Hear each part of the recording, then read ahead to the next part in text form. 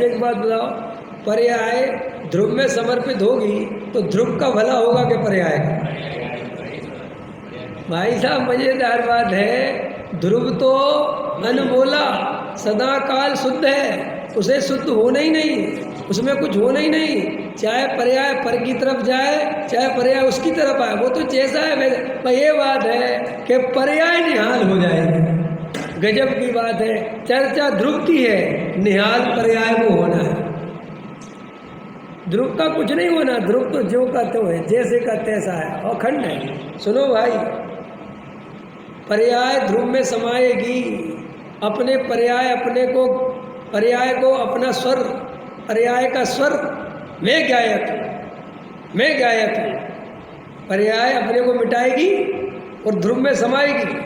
तो पर्याय अपने को मिटाएगी क्या पर्याय अपने को निहाल कर जाएगी? ये भाषा है, पर्याय अपने अस्तित्व को मिटा दे नहीं, पर्याय ध्रुव के पास जाकर सही अस्तित्व को प्राप्त हो जाएगी। ये चर्चा पर्याय को निहाल करने के लिए है। मेरा ध्रुव तो सदा काल निहाल ही है। समझ में आया? ऐसा उस चैतन्य ध्रुव में जब ये पर्याय समर्पित होगी और उसका स्वर बदलेगा और वो कहेगी मैं ध्रुव, उससे कहेंगे पर्याय मेरे में नहीं है। कौन कह रहा है? ध्रुव के पर्याय मेरे में नहीं है, पर्याय से मेरा कोई संबंध नहीं है, पर्याय क्षणिक है। ये कौन कह रहा है? पर्याय कह रही है। पर्याय कह रही, पर्याय का विकल्प नहीं करना। ये कौन कह रहा है?